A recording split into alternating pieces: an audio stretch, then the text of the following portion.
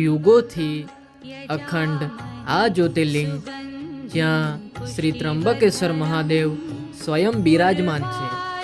આ જ્યોતિર્લિંગ શ્રદ્ધા અને આસ્થાનું જીવન પ્રતીક છે, જ્યાં દરેક શ્વાસમાં શિવનો વાસ છે. આ જ્યોતિર્લિંગના પાછળ આવેલ બ્રહ્મગીરી, જ્યાં પર્વત જીવે છે અને ગોદાવરી નદીનો જન્મ થાય છે. અહીંયા શિવજીએ પોતાની જટા પટકી હતી. બ્રહ્મગીરી તેનું કદ, તેનું મૌન, હજારો વર્ષોના રહસ્યને પોતાનામાં સમાવીને ઊભું છે. તો ચાલો આપણે આ યાત્રાનો પ્રારંભ કરીએ. આ યાત્રા દ્વારા આપણે બ્રહ્મગીરીનો ઇતિહાસ, તેના રહસ્યો અને તેની આસપાસની સુંદરતાને નજીકથી જોઈએ.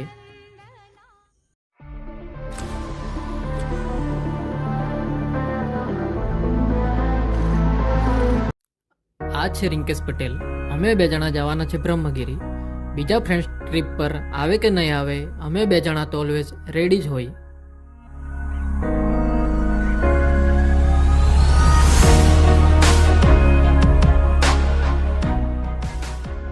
શહેરની ભીડથી દૂર આ પહાડો, આ વૃક્ષો, આ નદીઓ, તેઓ માત્ર કુદરતી દ્રશ્ય નથી, પણ આપણા માટે એક મૌન ઉપચાર છે.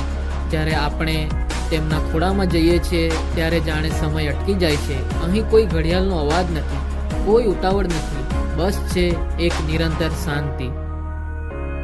તો આપણે થોડો સમય કાઢીને આ પ્રકૃતિના સાનિધ્યમાં બેસીએ, આંખો બંધ કરીને તેના શ્વાસનો અનુભવ કરીએ, કારણ કે અહીં જ આપણા બધા પ્રશ્નોનો જવાબ છે અને આપણા મનને મળતી સાચી શાંતિ છે.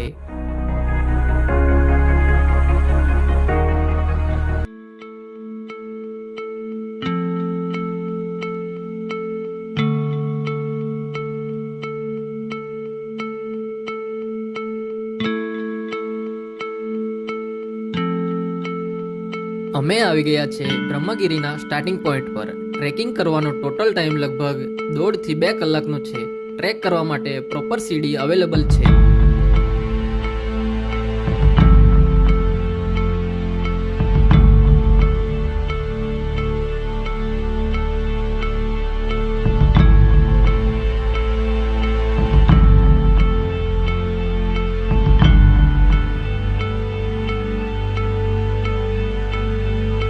દેવી માતાના દર્શન કરી અમે આગળ વધ્યા.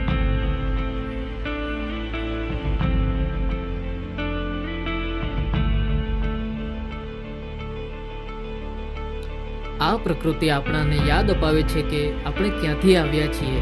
આ ધરતી, આ આકાશ, આ પાણી, આપણે બધા તેનો જ એક ભાગ છીએ.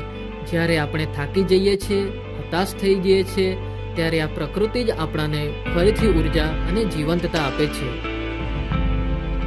ટ્રેક ચઢાણવાળો છે. ગંગાદ્વાર, ગોરખનાથ અને 108 સ્વયંભૂ મહાદેવ ગુફાઓ જેવી જગ્યાઓ વચ્ચે આવે છે. ટોચ પર ભગવાન શિવ અને દેવી ગોદાવરીના મંદિરો પણ આવેલા છે.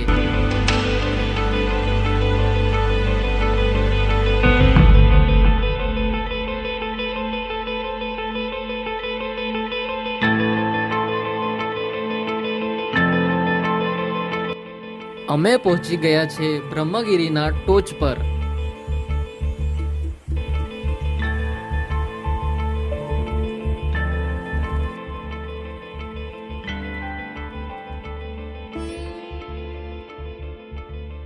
ધાર્મિક પુરાણો અનુસાર ગૌતમ ઋષિએ તપસ્યા કરીને ગોદાવરી નદીનું ઉગમ કરેલું, જેને ગૌતમી ગંગા પણ કહેવામાં આવે છે.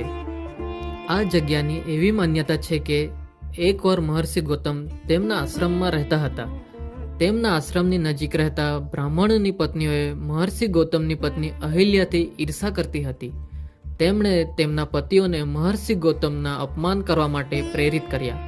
આ બ્રાહ્મણોએ ગણેશજીની આરાધના કરી અને મહર્ષિ ગૌતમનું અપમાન કરવા માટે વરદાન માંગ્યું. ગણેશજીએ તેમને સમજાવ્યા, પરંતુ તેઓ માન્યા નહીં. આખરે ગણેશજીએ તેમની વાત માની અને એક નબળી ગાયનું રૂપ ધારણ કરી મહર્ષિ ગૌતમના ખેતરમાં ગયા. ત્યાં તેઓ અડધાથી વધારે પાક ખાઈ ગયા. આ બધી ઘટના નારદ મુનિએ જોઈ ગૌતમ ઋષિને જણાવી. ગૌતમ ઋષિએ ગુસ્સામાં આવી ગૌ હત્યા કરી. આ રીતે ગૌતમ ઋષિ ગૌ હત્યાનો પાપ થઈ ગયો. પછી ખબર પડતા તેમને આ પાપનો ખૂબ જ પછતાવો થયો અને મદદ માંગવા શિવજી પાસે ગયા. ત્યારે શિવજીએ ઉપાય બતાવતા કીધું કે તમે આ જગ્યા પર 12 વર્ષ તપસ્યા કરો. આ પછી ગૌતમ ઋષિએ 12 વર્ષ તપસ્યા કરી ગોદાવરી નદીનું ઉગમ થયું. અહીંથી જ અહિલ્યા અને વેતરના નદીનું ઉગમ થાય છે. તમે આ કુંડ જોઈ રહ્યા છો, અહીંયાથી જ ગોદાવરી નદીનું ઉગમ થાય છે.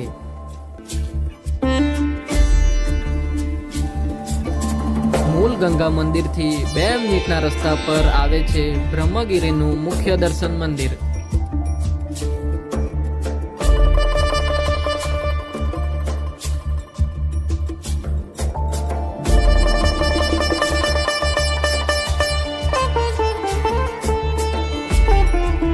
હવે આપણે આવી ગયા છે બ્રહ્મગીરી મુખ્ય દર્શન મંદિર પર. આ મંદિર બ્રહ્મગીરી પર્વત પરનું સૌથી જૂનું મંદિર છે. આ મંદિરના અંદર એક ગૌમુખ છે. આ મંદિર શિવજીને સમર્પિત છે. ગોદાવરી નદી ઉગમ થયા પછી આ ગૌમુખમાંથી નીકળે છે. જે મહત્વ ઉત્તર ભારતમાં ગંગા નદીનું છે, એ જ મહત્વ દક્ષિણ ભારતમાં ગોદાવરી નદીનું છે.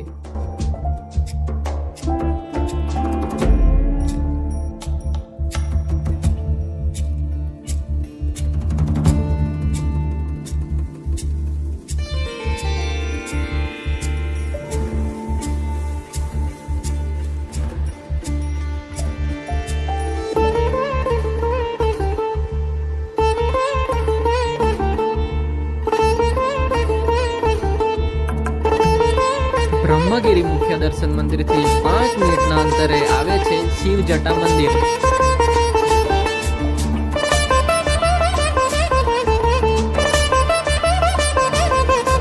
આ છે શિવ જટા મંદિર. અહીંયા શિવજીએ પોતાની જટા પટકી હતી. ગોદાવરી નદી ઉગમ થયા પછી આ ગોમુખમાંથી નીકળી આ કુંડમાં વિલુપ્ત થઈ રહી હતી. ત્યારે ગૌતમ ઋષિએ ભગવાન શિવને પ્રાર્થના કરી કે આ જગતના કલ્યાણ માટે ગોદાવરી નદીને પૃથ્વી પર લાવવા જોઈએ. આ પછી શિવજીએ તાંડવ નૃત્ય કરી ગોદાવરી નદીને પોતાની જટાઓમાં લીધી અને આ જગ્યા પર શિવજીએ પોતાની જટા પટકી હતી અને પછી ગોદાવરી નદી ધરતી પર આવી ગઈ હતી. શિવ જટા મંદિરના આશીર્વાદ લઈને આપણે હવે જઈ રહ્યા છે દુર્ગ ભંડાર તરફ. આ રસ્તો સીધો નથી, તે પડકારજનક છે, પણ તે જીવન જેટલું સુંદર છે. આપણી આસપાસ માત્ર કુદરતનો અવાજ ગુંજે છે. અહીં પક્ષીઓનું સંગીત છે, પવનનો સરસરાટ છે અને પાંદડાઓનો મધુર અવાજ છે.